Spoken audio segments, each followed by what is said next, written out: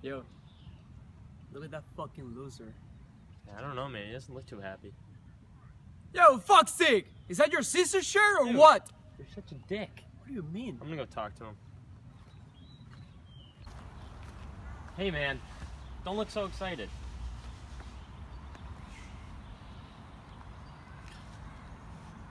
I'm sorry my friend's a dick. But we're having some people over tonight. How would you feel about coming over?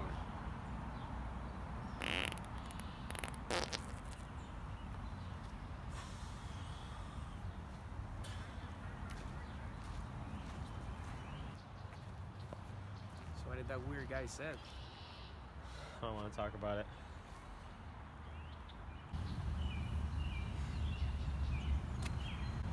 Fucking assholes, man. All right, what's going on, everyone? Welcome to a new episode of the Johnny Salami podcast. Today's guest, another one of my childhood best friends, Joe Fine. Thanks for coming here, man. Thanks for being here. So not anymore? Just a childhood best friend? No, not anymore. No, it's good to see you, man. Thanks for having me. I really appreciate you coming here. For those of you who don't know, Joe, you've been fucking bouncing around everywhere.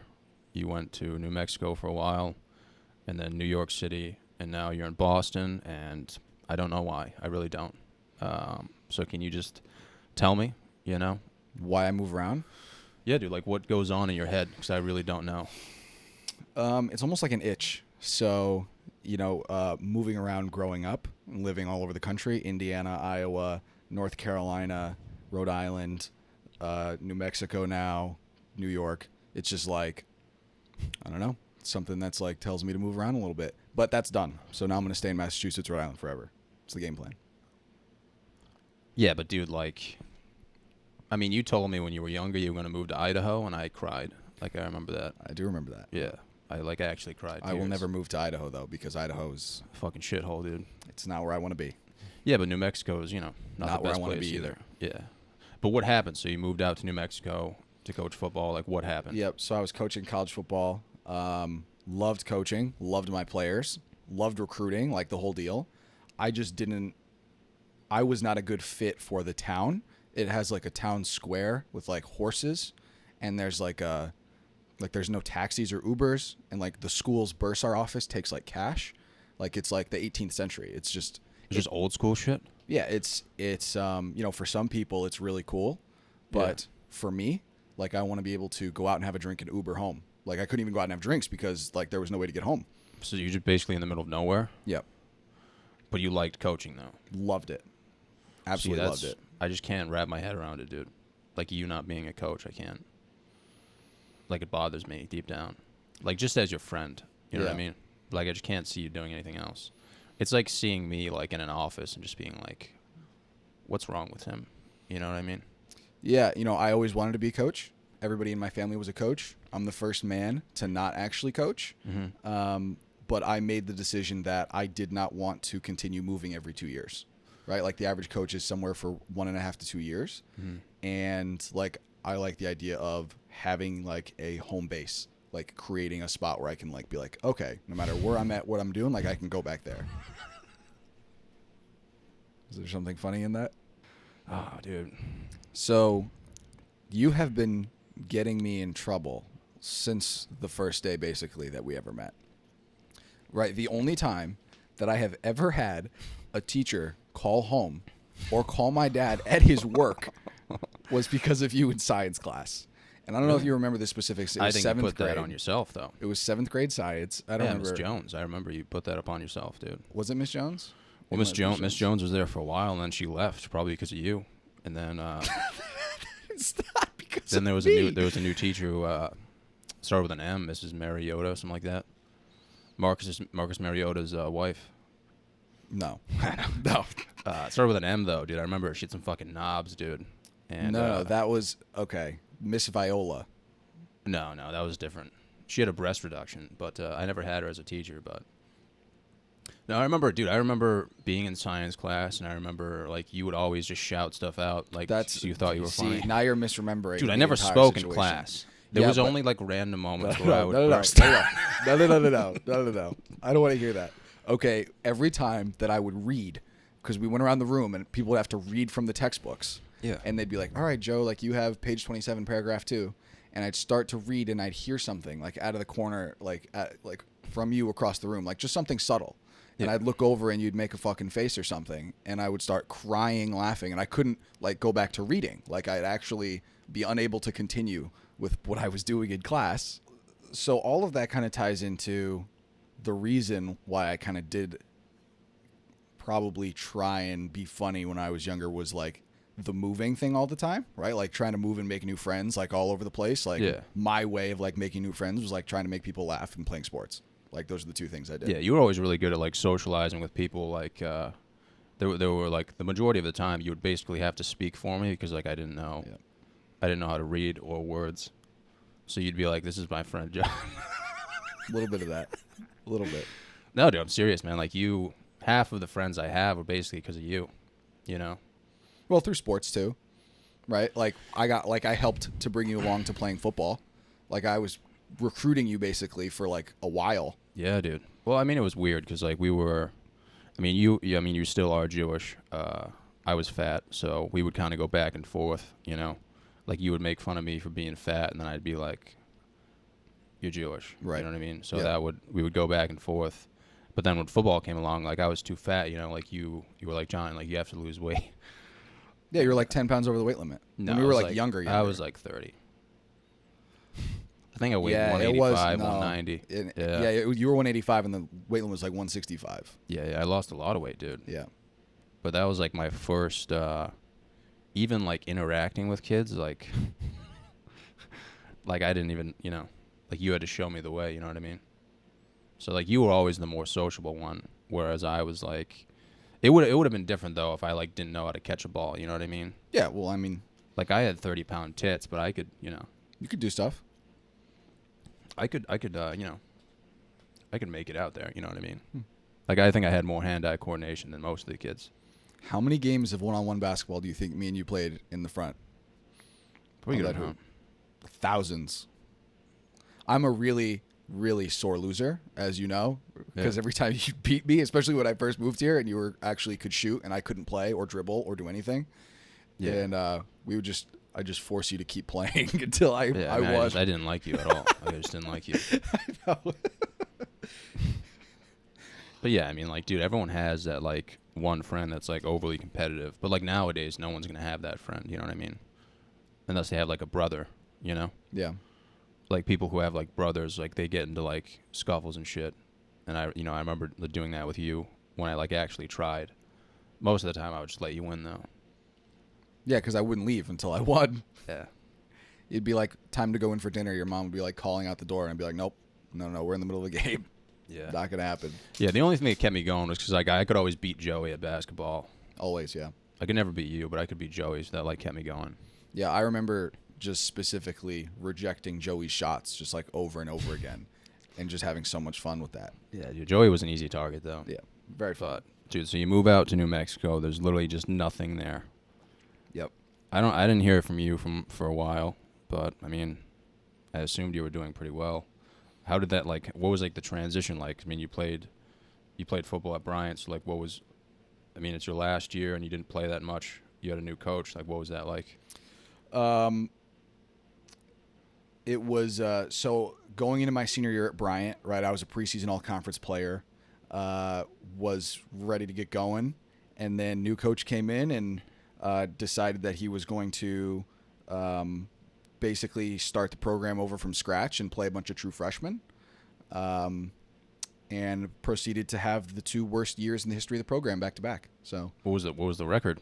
I don't know. My senior year, I think we ended up like 3-3 or 4-2 in the league, which is fine. But the year after I graduated, they went 2-4 in the league, and I think 5-6 overall or 6-5 overall. But Is he still it was, there? No, it was the first time in the history of the program since my dad took it over in 2004 that they'd finished below 500. Yeah. Like it shouldn't happen there. Like they're especially now. Like they have a great setup. So like things have improved since then. Well, he left, went to a new school. They proceeded to go 1-10, and then they hired a new coach who was previously a high school coach in Florida, and he's a great guy, great coach. So my guess is they'll get it turned around. Really? Yeah. The worry, though, right, is recruiting too many Florida kids in the north, right? Because it gets cold, and that's always a challenge for those southern guys, right? Really? We had the same issue when I was coaching at New Mexico Highlands. So we recruited kids basically from Southern California, junior colleges like Texas, and then we go and play in South Dakota in like November, and it's like 1.5 feet of snow, and our kids had never played in snow before. They actually froze, like they couldn't play. Really? Like they stopped. There are some plays on tape where you're like, why didn't they didn't even try and tackle? Like they just watched. Like they were just too cold to actually play. Would you rather live in Florida and come play football in New England, or live in New England and go down to Florida and like get accustomed to the heat though? Playing in the South after living in the North is super. That's why the Dolphins always beat the Patriots like once a year, right? Because the Patriots have to go down to Miami and play in that humidity and ugh. Yeah, dude. I went to Florida, man. I didn't like it at all. Like, well, I was in the center, like the dead center, so I wasn't near like fucking retirement homes and shit. Like I was literally dead center in Titville, dude. Terrible, man. But like as far as the talent goes, you think there's like a lot of talent down there? In Florida? Is it like scattered, or is there like a central hub where it's like these kids are nasty? Florida has so many good players all over the place. Really? The one thing Florida has that's different is speed. Like it's like I recruited Jersey my 2 years, and we took 16 kids out of Jersey. We took like Southern California kids, some Texas kids, and like you can go like to here and get tough kids. You can go here, like you go to Florida to get fast kids, and it's at all different positions, right? Like our fastest defensive linemen, Florida kids. Our fastest receivers, Florida kids. People will leave their hub, to go to Florida just for one thing, and that's fast. Going to get guys that are really, really fast. Yeah. Whereas like the Midwest, there's probably like some big boys. Yeah, that's more of your like farming and typical shit. like lineman bodies, tough, Yeah. like fullback, tight end. But there are other places like Pittsburgh and like some spots in North Jersey. They have like it's just known for like tough Ohio like coal mining families, like just hard nosed like headbutt you kind of kids. Yeah. What do you like? How does that like work though? Recruiting, like, do you get a budget and you're like, we can get this many kids, or like where you were, was it like we have nothing? So typically you have a scholarship number, right? And then at our level, we were Division II, we had to split it up into partial scholarships to fill out the roster. And so what we typically did was like I would go recruit Newark, New Jersey. And what we did was basically look for kids that qualified for financial aid who were also very smart and had like high GPAs and were good football players. And so if our tuition was $18,000, we'd try and split it in thirds, and we'd have a third get covered by financial aid, a third would get covered from our school from academic scholarship, and that way we could put them on a third of a football scholarship, and their whole schooling would be paid for. So from their perspective, it's like being on a full scholarship, but for us, it was only a third of a scholarship. So we tried to do that a lot. Yeah. What do you like if you're going on like a recruiting trip? Like, what do you like? I mean, I've like when we were younger, obviously, like I would visit Brian, and like we would sit with your dad and stuff, and he'd be like, like, what do you see in this guy? Like, what do you see in this guy? Like in my head, I'm thinking about like just like gummy bears, like playing with each other. What was going through like your guys' heads though? Like if you're like putting on a tape, like for a running back specifically, like, and you're like, all right, like let's look at his footwork, like, are you just looking at like what, like is there like a checklist, or is it different for everyone? There's a big puzzle, like the football team. You take 120 guys on a roster, and every piece has to fit. And so, for example, my first year coaching, I was coaching running backs, fullbacks, tight ends, and we had 5 running backs who all played, and they all did something different. Yeah. And so then, when those guys graduate, you're looking at the next recruiting class. You're like, okay, I need a guy who can replace what this person did, which is why, some of the recruiting isn't even always necessarily like this kid's a scholarship player, he's going to be great. It's, okay, this kid's really academic and he's a good kid. He's never been in trouble. Like we can get him for the scout team. Like it's super important to have enough scout team guys. Yeah. So, each kind of spot is different in what you're looking for. And so that's why it's, it's not super hard to find a lot of good fits, because if you find a good kid who plays good football and has good grades, like you'll find a spot for him. And then like would you say like it was more like the offense like hard to understand, or was it kind of like systematic? Like, didn't you have like an offense like similar to like the Buccaneers? Yeah, so we're a pro style offense, which is like playing with a fullback and a tight end. The big difference is the way that we call plays. So like some people, like we did this at Cumberland, I think, where we would like look at the sideline and they'd give us a number and we just look at like the wristband and it'd be like play 5 and everyone would line up. Everything we did was huddled. We had the ability to go no huddle, but we didn't like to do it. We would prefer to slow the game down. But our play calls would be like, on the ready, stem to strong right, over, flip 26 or P26 Z5 pump. It's a long play call. That sounds like a porno. Yep, could be. So that's the big thing is figuring out, helping the kids to understand like what all of it means in the play call, and like they only have to listen to like their little part. Like, Yeah. if you're playing tight end and I said that whole thing, all you have to hear is strong right 26, and the rest of it doesn't even apply. Really? Oh, I mean, isn't that like most plays though? Yeah, everybody's got like a portion of the play call that they listen to. Like the receivers always listen to the end, right? Because it's like strong right P26 Z5 pump. All the receiver needs to hear is he's the Z, he's running a 5 and a pump. Yeah. Man, I was always I wasn't that bad on offense, but defense, dude, I was like, you were basically just like taking a Latin book and putting it right in front of me, and you were like, dude, figure this shit out, man. Like I had no idea what I was doing. Well, But we did that thing where the linebackers, when you were playing D-line in high school, we'd tap you and just tell you which angle to go. Remember that? We'd put in that like 3-3-5 defense with Skirka. yeah, but I remember they tried to get me to play linebacker Oh, yeah. my junior year, and Yeah, I was yeah, like, yeah. I think I was like, You were playing I- Sam, right? yeah, I think I was trying to, Yeah. and then I just didn't understand it at all, like whatsoever. And then you moved back to D-line and Nick Giorgio played the Sam.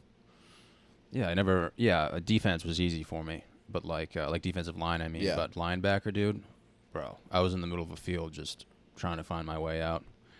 And I honestly, like, I know this sounds shitty, but like not knowing what you're doing out there, like, Worst feeling makes in the whole you- world. dude. It's the worst feeling in the Worst world. feeling in the whole Like world. you can have all the ability physically, but if you don't know what you're doing, dude, just a deer in headlights, man. It's like the worst feeling in the world. Yeah, you we know? talk about playing fast, and we're not talking about like your speed, but it's your ability to know what to do and process what's going on around you. Yeah. And it is impossible to play fast if you don't know what you're doing. Like, because you're going to hesitate. Like, should I go right? Should I go left? Like, what? Like, where should my eyes be? Like, if you don't know exactly what you're supposed to do, like, you cannot play fast or play well. But you must have like those instinctual players too, like who not only know what they're doing, but they know how to react fast to like Yeah, surprise absolutely. situations. I don't think I'd ever be able to do that, dude. Like I'd probably just tackle someone on offense. Which is not always the worst thing to do in football. Yeah, You just get it just fuck- when in doubt, Just just get ejected from the game. just go tackle somebody. Yeah, man, that's pretty crazy though. I've always wondered that stuff, man. I mean, you were always good with like the X's and O's stuff, man, but I mean, I remember you sitting me down and you were like, all right, John, like this is what, during Colts football, you were like, dude, this is what you're going to be doing, man. Like, and I was like, all right, dude, I got this, man. Just went out there and started fucking eating dirt, Yep.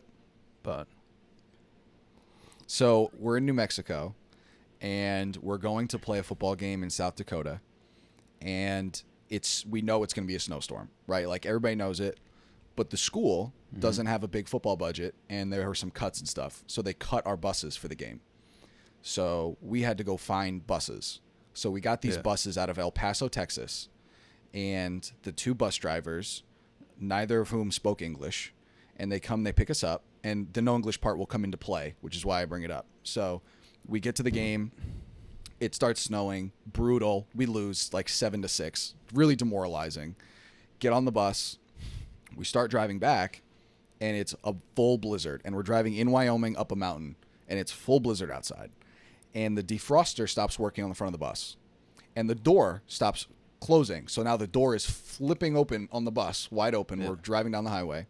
So me and the other assistant coach, Matt Clark, who's at Texas Tech now, he's a terrific coach.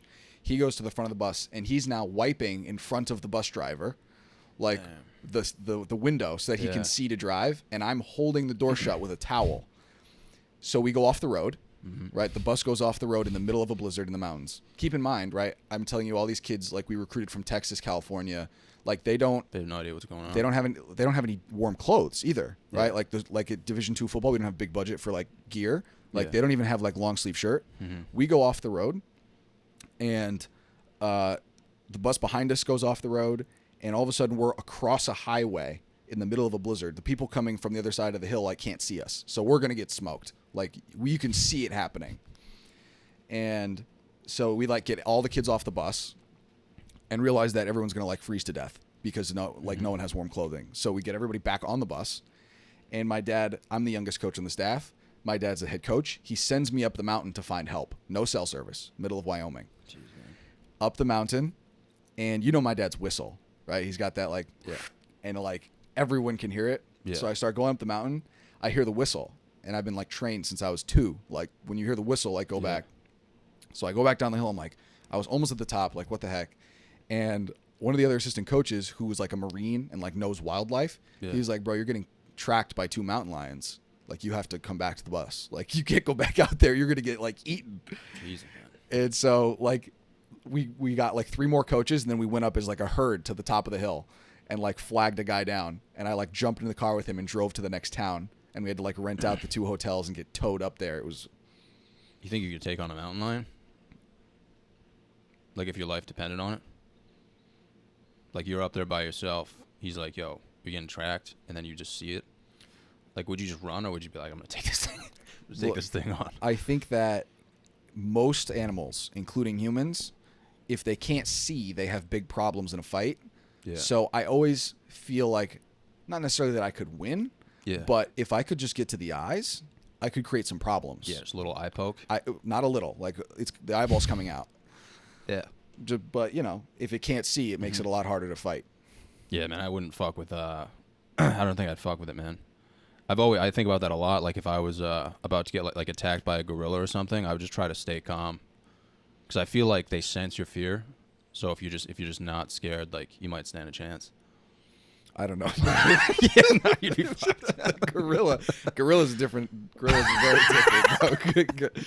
You're really not going to get away with the gorilla because they're smart too. That's the issue. But like, why would you even try to fight it, dude? Why would you even try to run, dude? I would just be like, I mean, this is it, man. Fuck it. Like, let's just take it in the ass. Have you seen the video of the gorilla dragging the child like through the water at the zoo?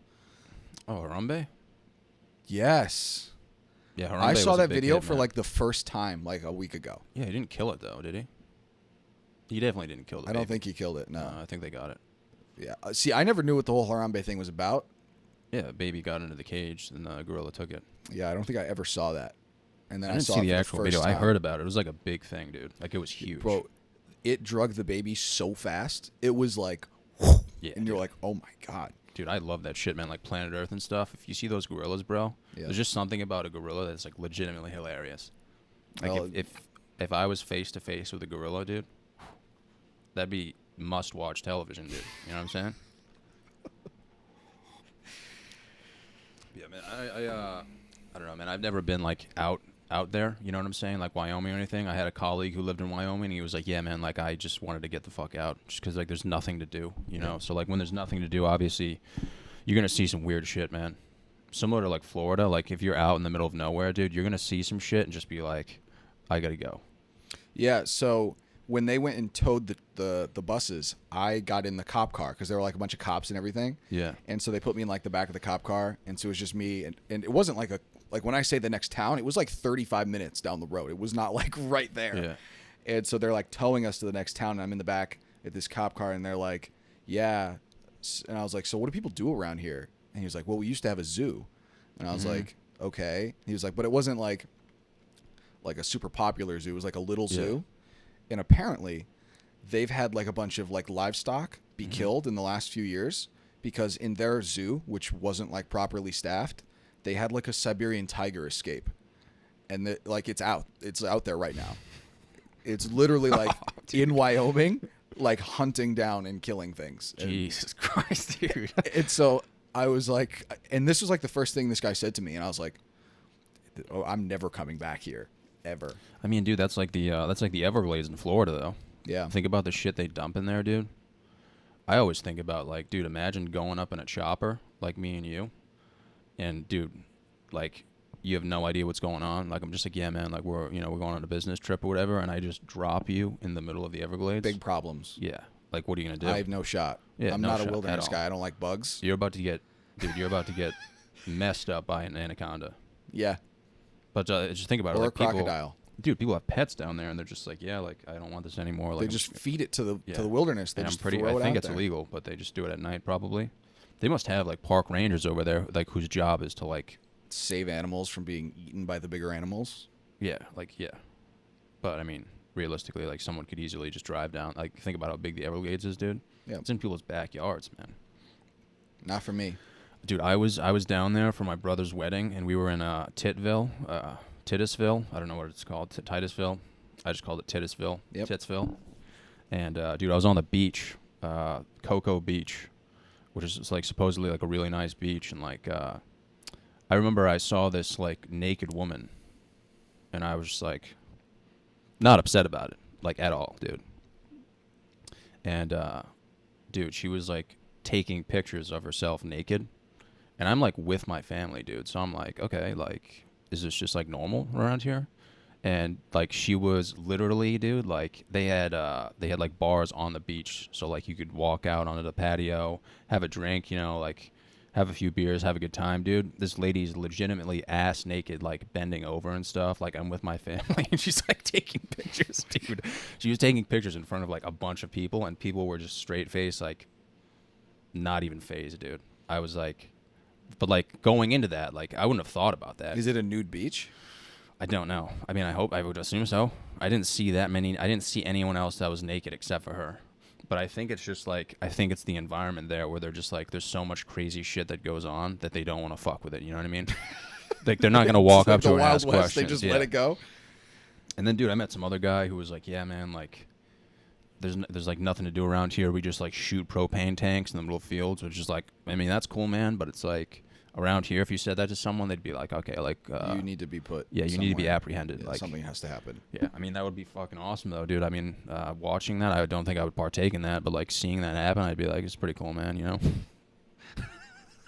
It's like, it's Hickville, though, as my brother said. He's like, it's literally just Hickville in the middle of Florida, man. Yeah. And it is, dude. Like, it's like scary. But I don't know. I know people who like retire down there, but that's towards like Fort Lauderdale and stuff, and that's like the nicer area where everyone's just like retired and golfs. But like in the middle, man, like the shit that goes down, it's just like I would have never thought about that. Like, don't get me wrong, I love seeing naked women, but like I would have never even, like, considering the things that I think about, I would have never even guessed. You know what I'm saying? Like, I think about some weird things, but like, Yeah. I wouldn't be like, oh, I might see like a naked woman today, like just bending over in front of a restaurant. With your family. Yeah. Yeah. So. But yeah, man, that's. I mean, nobody really knows where you went, dude. Like, you were at Bryant, dude. Like, we never hung out like that much. I was doing my own thing. I'm not sure what I was doing, but I was doing something. Didn't see you for a while, and then you just went right to New Mexico. Didn't see you for a while again, and then now you're back, dude. It's kind of weird. Yeah. So, same kind of thing, right? Going from high school to college, especially when I went to go play for my dad, was like, I had to like prove myself. Like, a big part of it was like, I'm not just here because my dad's the coach. Like, I'm here because I can play. Mm-hmm. And like, I'm going to be one of the guys. Like, I'm not going to be the guy who like tells the coaches what happened on the weekend,? And so I had to go over the top and do like a lot of like stuff to like form relationships with the guys in the team, like the older guys, to prove that like I wasn't, a rat. Yeah. So it took a lot of time to get that. How long? Like, what was like your proving point?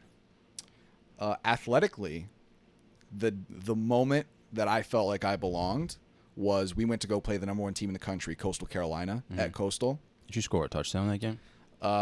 No, the next year I did against Coastal. But so this was the first time we played them. They were number one in the country. There were 85 scholarships. We were like 22, which is a huge difference. Mm-hmm. And right before the half, we're down 14-7, and the starting fullback, who's ahead of me, named Hunter, he had a like equipment malfunction, and I went in for the last drive of the half, and we ran power right behind me for like the whole length of the drive. Like I didn't get the ball. Like I just blocked. Yeah. But then we scored right before the half to tie it up against the number one team in the country. And like I had played the whole drive for the first time, and I was like, okay, I can do this. If this is the number one team in the country and I can block some of these guys, like I'll be okay. Yeah. That would have been funny though. Oh, I got blown up though.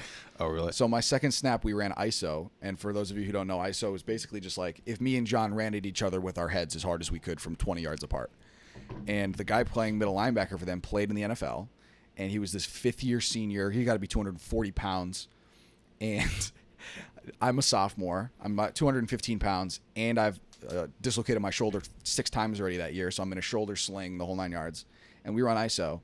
This man hit me so hard. He broke my helmet. My chin strap came off. I couldn't see.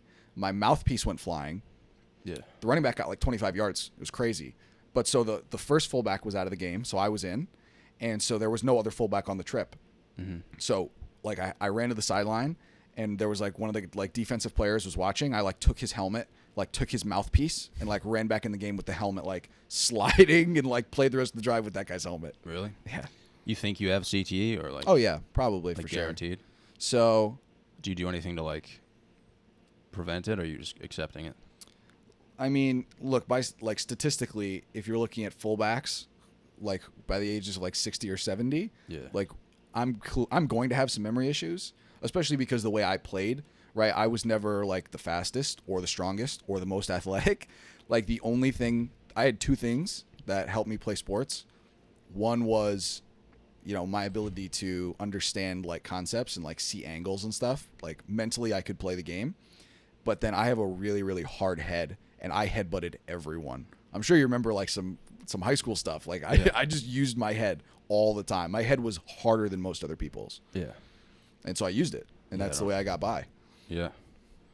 Yeah, man, that's unfortunate, but I mean, you might want to do something about it. You know what I mean? Like maybe. I wouldn't trade any of my 8 years of high school or college football for the world. No. I'm just saying, like, as you get older, maybe just like do a riddle in the morning or something. You know? Probably got to do something, I guess. I don't know. I've kind of embraced it. Yeah, man, that's pretty serious stuff, man. That's I mean, I don't even know, man. Like, I'm thinking about like all the stupid shit we used to do, but I just kind of wanted to get the serious stuff out of the way because I did actually have some questions. You know, like I'm sorry I'm being serious, but like I really did have some serious questions that I'm sure like everyone wanted to know, man. You know, because like when everyone sees you, they're like, yeah, the kid's a fucking dick. Why? Because I disappeared? Dude, nobody knows. I mean, people know we grew up together, but they don't know like, you know, like our relationship, dude. Yeah. Like, dude, there was a point in time where like we were speaking like a different language. Like that's true. When we saw Borat, dude, we literally spoke That's like true. Borat for like a legitimate year, Maybe more. and we didn't even like realize it, dude. So like we had some serious problems going on, you know. But like nobody like when people see you or me, like, you know, they don't know that stuff, you know what I mean? But Yeah, no, I tend to, when I do something, like overdo it a little bit. You know, like if I commit to doing something, like I'll do it more than I probably should. Like if I'm coaching college football, like when I was out there, I was coaching the running backs, the fullbacks, the tight ends. Then I was the special teams coordinator. Then I was like the liaison to financial aid and admissions, and I tutored the players, and I did the scheduling. Like all of a sudden I was doing like 13 jobs. I was working 7 a.m. to 10 p.m. every day, Monday through Sunday. yeah, And so like I really, like that doesn't give you a lot of time to like maintain relationships, you know, especially across the country. yeah, no, we had a heartbreak for a while, but I mean, we were like opposite people, you know what I mean? Like you're like very disciplined and whatnot, and I like need someone to discipline me, or I'm just gonna like be like farting and smelling it, you know what I mean? Yep. It's a rough life out there, man, you know. So But that's why that's the only, I mean, that's not the only reason I missed you, but it was like you helped me like, you know, realize like I can scream vagina, you know, maybe once or twice a week, but every day. a little much. So like yeah, man, I always needed you to like, you know, just be like, John, like these are human beings, okay? You got to like prove to them that you speak. You know what I'm saying? So it was always nice to have you there, man, but at the same time, like I'm just saying, you know, people people don't know, you know, like we used to fucking dude, we used to tear shit up, man. I know. Like, We did everything together for years. Yeah, dude. Everything from Sweet 16s at McCourt, which was Dude. brutal. I'm really happy though you invited me to your bar mitzvah. Like I think about that a lot. I'm really like when I think about it, I'm like, dude, that means a lot that like you would actually take that risk. Bro, I barely remember my bar mitzvah. Really? Barely. Oh, dude, you were like, yeah, man. Like I don't know if I can have you there. Like I'm just gonna laugh when I'm singing. Yeah, the song. yeah. No, because I'm on stage reading from the Torah, and if it's anything like science class, like I'm just gonna start laughing. But Yeah. then I looked at my grandfather, and he was like stone faced, like, Really? and I He was was like, like, "You better okay, fucking get this." Like, Yeah. if there's one day for a Jew to figure it out, it's Yeah. the bar mitzvah day. Yeah, dude, that Right. was big, man. I could feel the tension. I was like, dude. Well, I was reading. So first of all, for those of you that don't know Hebrew, right, it reads right to left on the book, right? So it doesn't read like normal. Yeah. And it's in a different language. And for those of you who don't know, when you read from the Torah, they leave the vowels out. So it's like imagine you're reading English and there are no vowels in the words. I don't even know English vowels. You just have to figure out like what the word is without the vowels. So it's Really? really memorization. You have to memorize the entire thing and then just like basically follow along on the paper. It was one of the hardest things I ever did. No question. Dude, I remember that day, and like, there's like there's two moments in my life. I remember like someone seeing me walk in the building and be like, this kid should not be here right now. One was at church when I walked in. I saw a mutual friend of mine, and he was like, you need to be escorted out of here, dude. Like you don't belong. Dude, because I went to church with my girlfriend at the time. She was like, yeah, like, you know, you should come to church with us. Like, we'll really get to know What each age other. was this? This was freshman year of high school. I had a girlfriend. I'm not going to say who, but she was like, you know, I'm going to church today. Like, I'd really appreciate, like, if you came. I was like, I mean, you know, like, I don't belong there, but, you know, I'll go. She was like, yeah, like, she was like, my dad, you know, and I will pick you up. And so they pick me up, dude. We go into the fucking church and shit. So we're like, this guy is fucking talking gibberish, bro. Like, I swear to God, like, I had a priest, man, and he was just like saying unreal shit. I was like, I need to fucking push through this right now, man. I see someone I know, right? He looks at me and he just shakes his head. He's like, dude, what are you doing here? Like, get out. Like, he knows everyone. And so like my girlfriend's like, all right, John, like, it's, you know, it's time to pray. Like, you know, sit, like, kneel on the pews. And I was like, did you say pubes?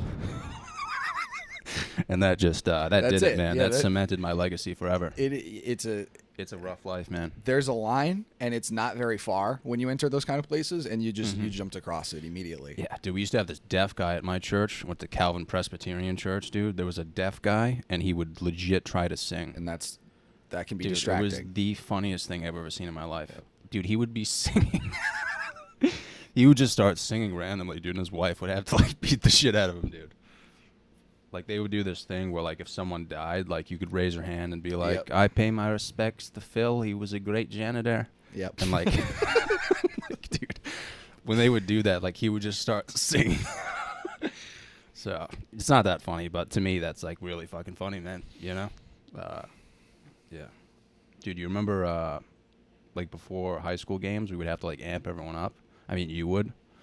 What was it that we would have to read? It was like, Dear Lord, the battles that go through life, we ask for a chance is fair, whatever that is. yeah, I remember, dude, there was this stone. Which is, I think it's like it's like a Christian Bible thing, right? Yeah, something like that. And they were like, let's have the Jewish kid read that. And I Yeah. was like, all right, cool. So that was already funny enough. But, dude, we were in, like, a playoff game. And, like, I think, Skirko was, like, watching us, like, do the prayer. He was like, all right, everyone be engaged and shit. Like, say the words so you don't look like a fucking idiot. And, like, at the end, like, what would we yell? We'd be like, day by day. We get better and better so we can't be beat, won't be beat, and then we all go crazy, and then we run on the field. Dude, some kid was, like, wicked high, and he said the same thing, like, 6 times in a row. he fucked up. He fucked up the whole prayer. Like, when you were saying, like, we get better and better, he was like, day by day. I was laughing my ass off in the back. I would always just, like, kneel in the back just to, like, watch, but That was funny, man. Just because you're like, I mean, you are Jewish, which makes it funny, but like that made it even funnier, man. Dude, I was at the golf course where I broke your window. Oh my God. Dude, I was there a few days ago. Oh my God. That So- was a brutal weekend. Yeah. Brutal. Yeah, so for people who don't know, you invited me to, a shindig. Yep. When was this, though? I can't remember. It had to be my last couple years of college. So, Yeah, so, so we were both still in college. You were like, hey, my dad's out of town. Like, I'm throwing a party. You invite me. I don't know why. There was, like, there was a lot of women there. Like, a lot of hot chicks. yeah.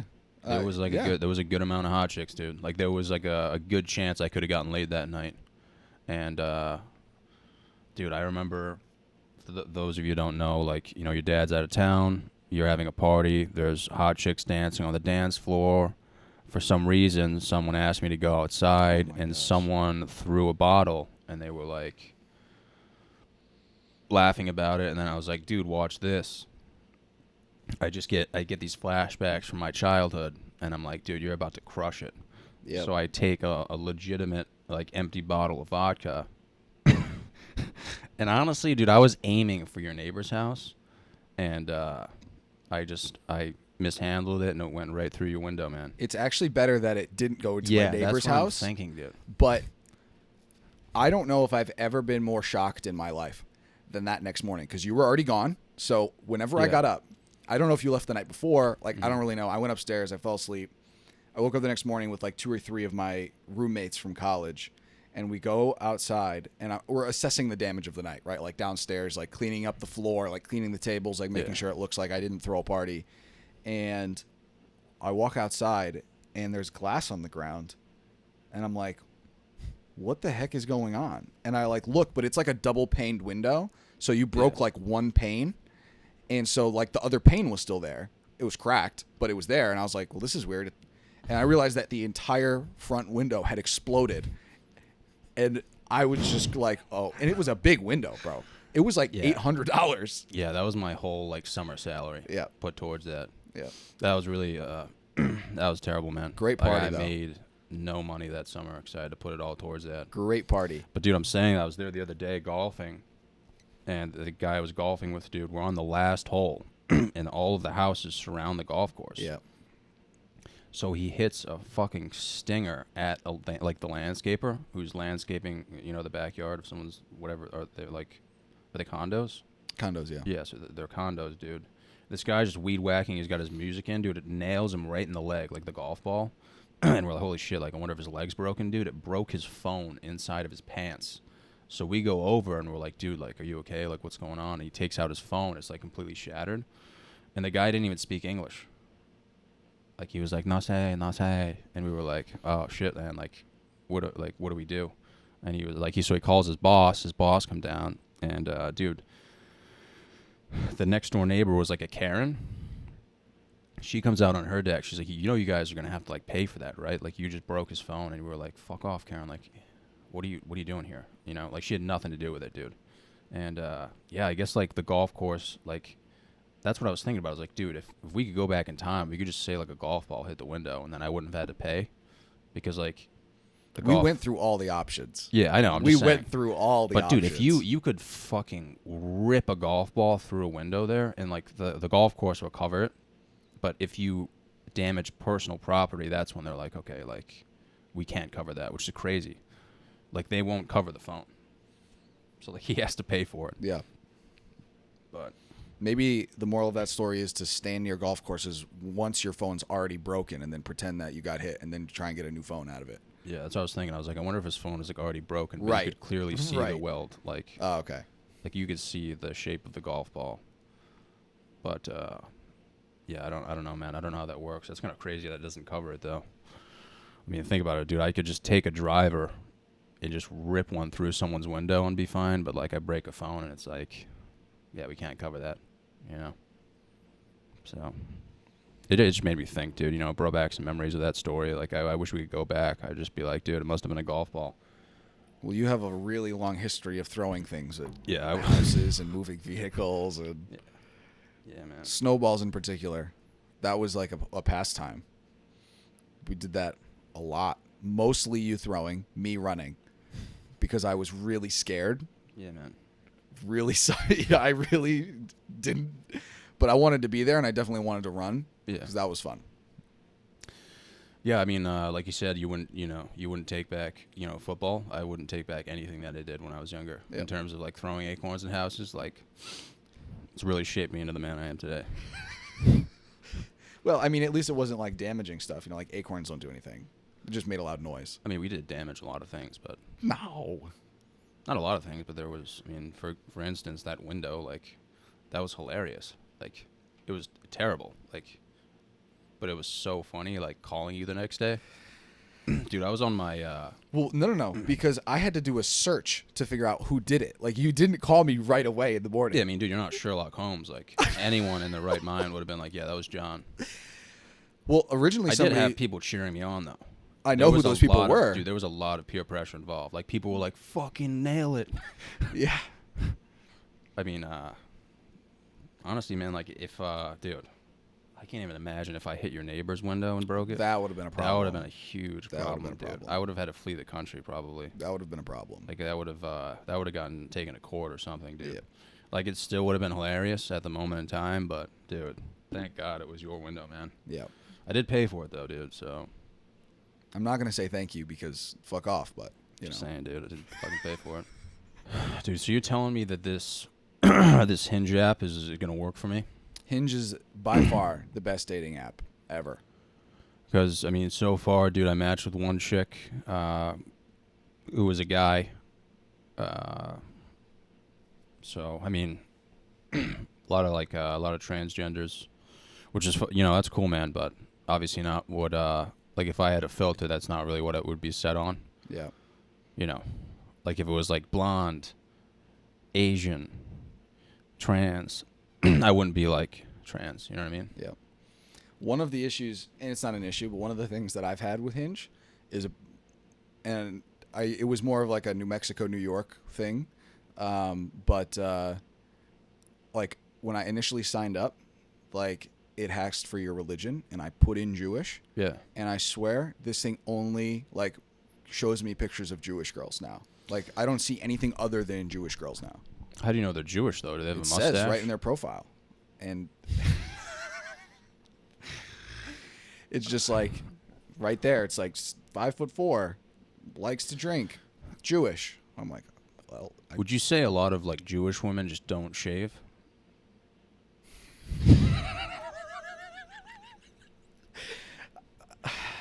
Like, is there a lot of bushes, or is that just a myth?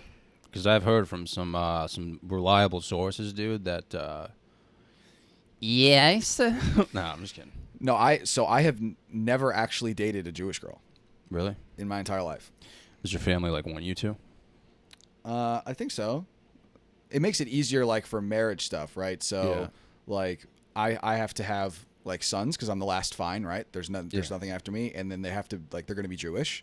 Mm-hmm. So if the woman that I marry is another religion, like they have to convert the kids at birth because the religion automatically goes to the mother. So like if she has the kids, like they're Christian, and then I have to convert them to Judaism. Whereas if I just married like a Jewish girl, Is there like a lot of paperwork involved in that, or is it just pretty it's straightforward? It's like a thing. It's similar to like a christening, Okay. not like a big deal. You're just a dunking. You just have to drown the baby for a little bit, and then Really? yeah. Okay. That's not too bad. Yeah, man, I when I created the profile, like you have like the prompts or whatever, Yep. and I was just completely like I can show you afterwards, but it's just like 100% me. Yep. Like there's no altering of the image, just like like one of the you can put videos on there. I put one video is of me spilling yogurt on myself, and then the other one's me saying like a joke at a comedy show, which happens to do with like shitting yourself. So I mean, dude,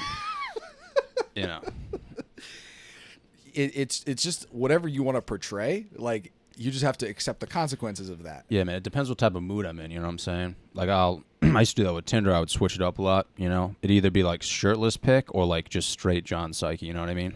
Yeah.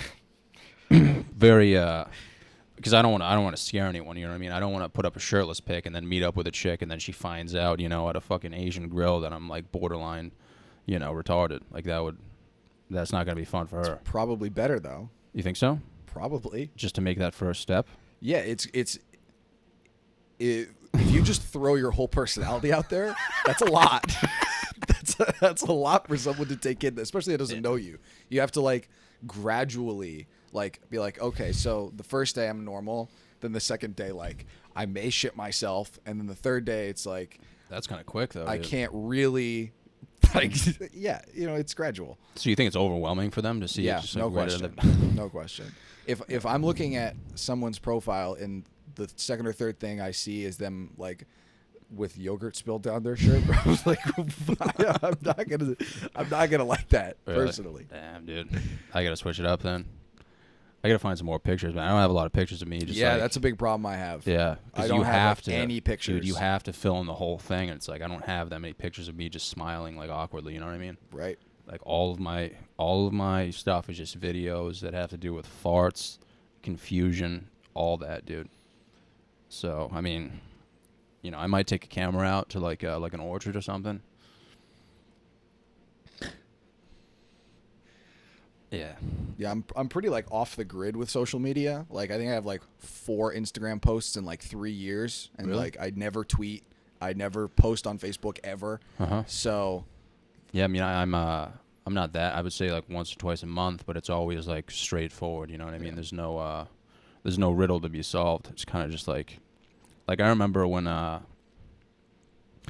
you brought some of your friends from Bryant to one of my comedy shows, and you were like, this is my friend John, and I was like, how you doing? And they were like very like serious, like you could tell like they went to Bryant. And I remember going up on stage, and I remember yelling at the top of my lungs, sometimes when I shit I come. yep. And you were the only one who laughed. I wasn't just laughing. I almost had to leave. Yeah. I was actually Dude. crying. Yeah. Couldn't recover. Yeah. Do you know how hard it was for me to finish my set? Like just hearing you laugh. I couldn't stop laughing. Because I yelled it, and like I there think I was, brought like- my girlfriend too at the time. Yeah, and then there was like a bunch of our other friends, and I remember yelling that, and then I looked at you because you like squealed laughing, but you were the only one. So there was like a bunch of old people who like dropped food on their plate and like almost had a seizure. And then there was you who was just laughing, and I remember like just seeing the rest of your friends just like I've never seen a group of people so confused in their life, and like seeing that, dude, made me so proud of myself. Why? It's just so, like just for like being me, you know what I mean? Yeah. Like in situations like I know it's hard for you to understand.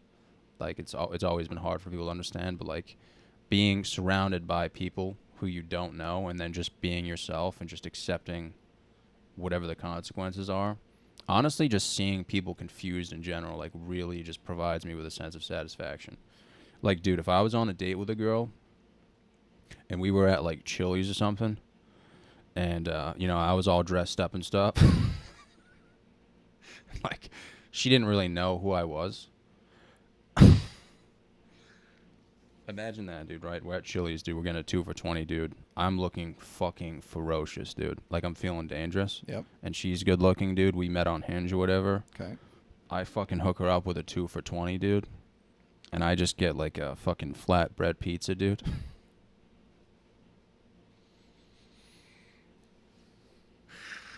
Imagine, like, she's telling me about, like how she's a liberal and she likes to go to the library. And like read and stuff, and I just take that fucking pizza, dude, walk up to the people next to us and just fucking slap them in the face, dude, and just leave. Dude, do you know how funny that would be to me? Like, I would just go out in my car, dude, and laugh and just like be fine with moving on with my life. I could never do that. I mean, that's Like, I remember doing the comedy show at Bryant. Like, there was that was hilarious, and Yeah. everybody loved you. Yeah, but dude, there was like some lesbian chick you were talking to beforehand. Like, I think you were in like an orgy with them.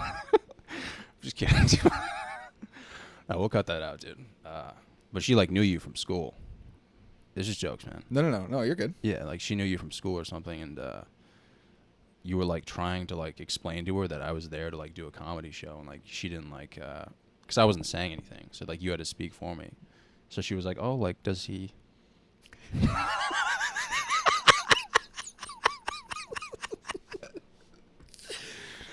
Like, dude, that's like the story of our life. Like, there's been so many situations where like people have to like be like, "Is he?"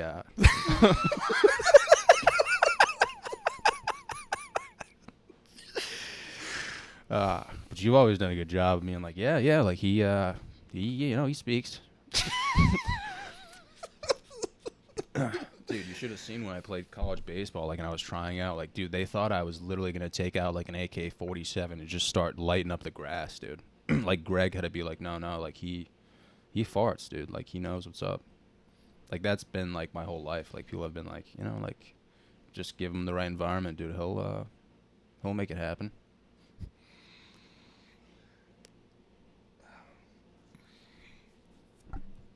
All right, dude, you want to wrap it up? Sure. All right, man. I really appreciate you coming, man. I think this was fun. Like, I'm happy you're here, man. Like, you're not that far away, but I'm happy you're in Boston now. For anyone who wants to know, Joe's in Boston, so if you want to, you know, sniff his little butthole, that's where he's going to be. No, thanks for coming, man. I appreciate it. Yeah, man. Thanks for having me on, and hopefully I can be I'll come back, do this again at some point hopefully, down the line. dude, hopefully we can take on the world together out in Boston, dude. Yep. I'll be banging some fatties, dude. You'll find some Jewish women, dude. We'll fucking kill it out there. Yeah, man.